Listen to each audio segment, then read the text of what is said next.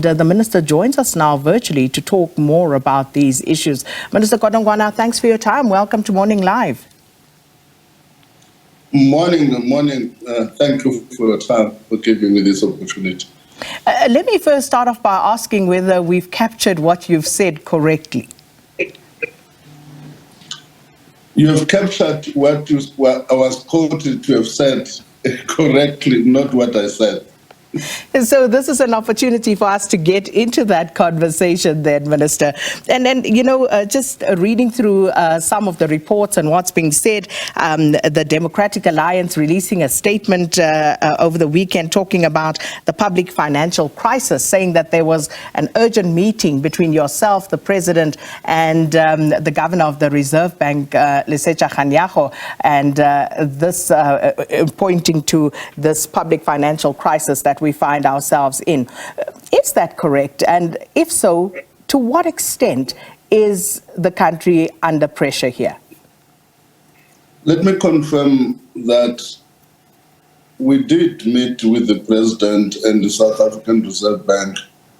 This is a normal annual meeting which we did even last year. So I can't comment on the details of that meeting. And secondly, I can't comment on the financial situation. We are going to table the medium-term budget policy statement on the 1st of November. We'll be able to articulate that in a proper context. Let me ask this, though, Minister. In terms of the trajectory of our budget deficit, what is your comment on that at the moment? All of those matters are matters that should be put together in context, as I've indicated. I'm not commenting on those matters until the medium-term budget policy statement, where I'll be tabling those issues. So, Minister, let's talk about NHI, because I see you've been quoted as talking about that and saying that this is going to be a costly exercise. And what does that mean? Does it mean that we cannot afford that right now as a country? Let me start by saying that I fully support universal health care. I also support that for it to be successful, there should be some form of funding that comes from society in the form of what is called national health insurance. So part of social protection involves social assistance, social insurances, and active labor market policies. And therefore, social insurances such as national health insurance are part of that equation of total protection for the vulnerables in society and to introduce equity in the healthcare system. What I did say, though, was what is important is that already people are flocking into our facilities as we speak. It's going to be important that as we discuss the funding models of the social insurance, we should be investing in the infrastructure as a matter of urgency. So, to date, how much has been invested in terms of infrastructure, but perhaps the overall spend with regard to NHI on the pilot projects that we've seen, Minister? I can't give you a figure right up front on that, but what I can give is the extent of the amount we need to spend, and those figures are basic to 2019 figures. In order to upgrade these facilities, we'll probably need about 200 billion rand. So that's why it's important that we must begin spending now. So when you say it's important that we begin to find it now, for those who are saying, this is something that we need yesterday, they would be asking, so how much longer would we have to wait to see this NHI become a reality then? NHI is going to become a reality. What I'm talking about facilities, we need to upgrade them, and there are different funding models for these facilities, and that's something we need to move with speed and look at those funding models to build this infrastructure as a matter of urgency. So, Minister, that being said then, and I think most South Africans would probably be in agreement with you in terms of what the approach ought to be. But what do you then think should be our priorities when it comes to our spend on healthcare? Look, being not a health expert, and I must confess my limitations in this field. What seems to me to be attractive to these private facilities, hospital and so on, is the nature of these facilities, because they're well maintained, up to standard, a lot of investment, and I think that's what we should catch up with, and invest more on our own facilities. I think, in my view, I think we've got the resources to do that.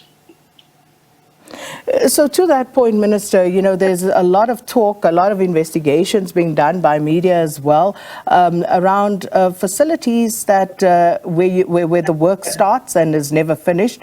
You have projects whereby, these projects are just left halfway done.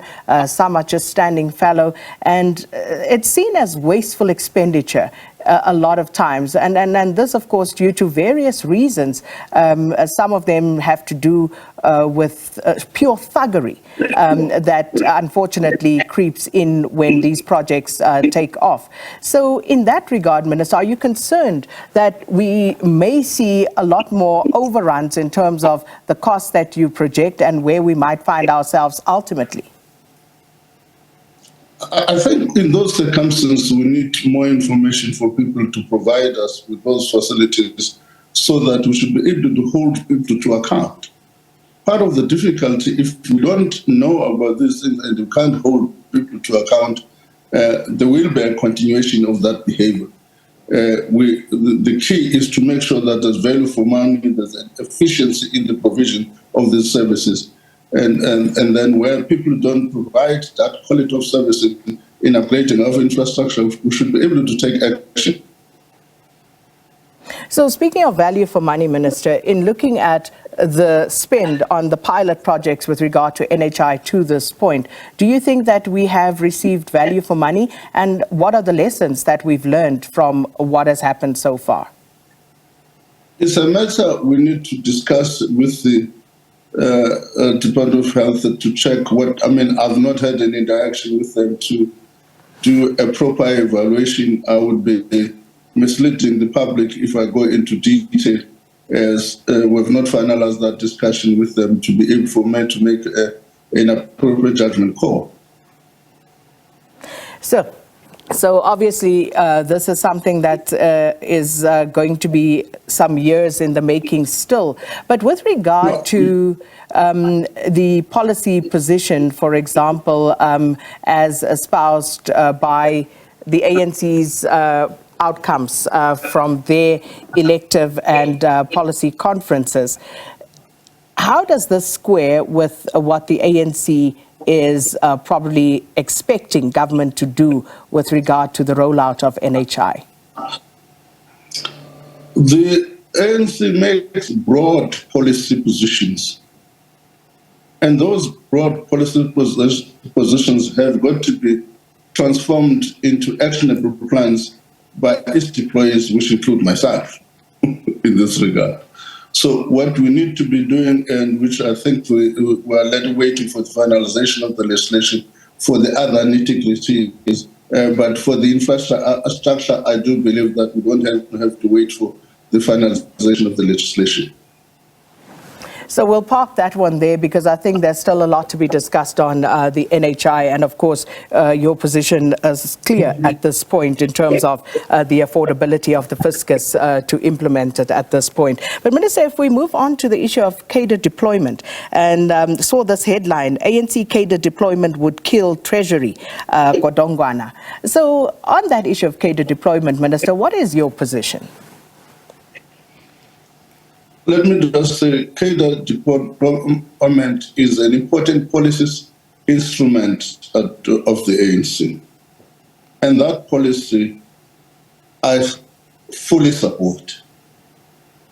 If you know, at the beginning of the dawn of democracy, the ANC trained a number of people in various fields in order to make sure that it can make an impact in development.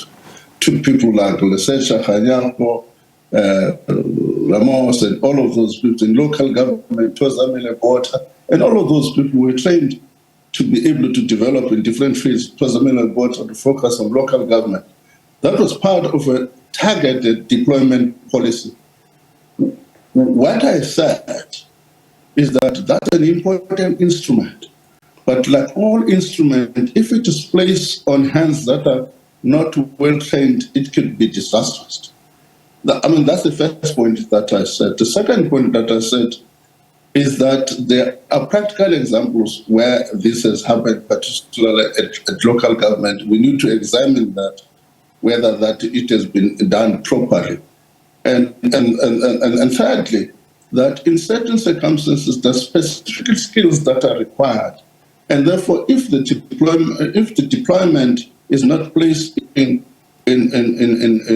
correct hands, it can destroy institutions that require technical capacity, treasury being one institution that I'm exposed to.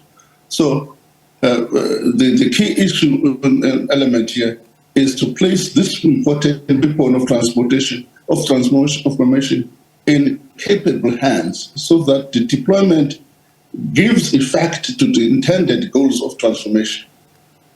Was there any specific reason why that had to be mentioned, Minister, especially as it pertains to Treasury?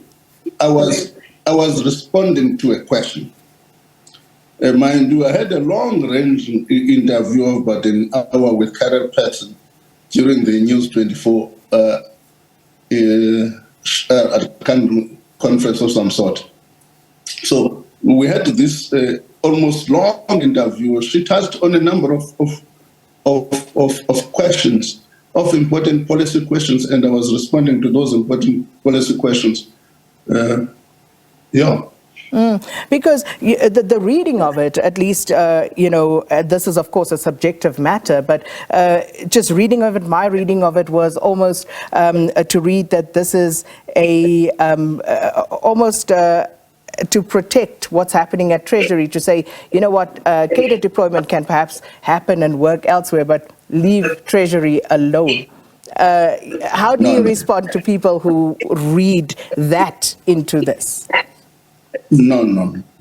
If you go back and look into that interview, I even went to municipalities and examples of municipalities where this is a problem, and cited cases of municipalities, and then said, in all of these things, you need technical competence in, for instance, a municipal manager, a chief financial officer. And then I said, even in departments, including treasury, you need technical competencies which are required in the context of deployment. So this wasn't necessarily a statement to say we should keep the status quo and do it elsewhere and leave this alone. But to that point, Minister, do you think that cadre deployment has contributed to the poor performance of our SOEs? To some extent, yes, in some of the SOEs. There's no doubt about that. The Zondo Commission has recorded that in detail. It would be incorrect for me to come here in the presence of that detailed evidence in the Zondo Commission that a number of what we did in the state-owned enterprises were to some extent some bad deployment. Hence, Zondo has come strongly criticizing it. So, Minister, just to end this off, with regard to cadre deployment and the case currently before the courts, the ANC going up to the Apex Court in order to challenge the court ruling that they should hand over cadre deployment records to the DA. What are your thoughts on that? I think, I'm not a lawyer, but in political terms, it's wrong on two counts. It's wrong on two counts.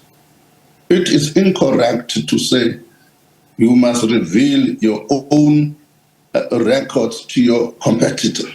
But how does that work to your political opponent in business terms, to your competitor? How do you do that? That's the first flaw in that thing. I think, to me, it is incorrect. The second incorrect position is that no party across the world does not do it. They may not call it deployment or something, but this issue of a political party in making sure that it can achieve its objective, in looking at people who can do fulfill whatever it thinks the skills it requires to achieve this objective, were aligned with that government policy. It's not an ANC philosophy. All parties do it, including the GA. Well, Minister, we'll leave it there for this morning, just touching on those two issues. But of course, looking forward to the midterm budget policy statement in order to dissect a little more of the things that you will be enlightening us on there. And thanks so much for your time this morning, Minister of Finance Enoch Godongwana, giving us his views on the national health insurance and the impact of cadre deployment on the public sector.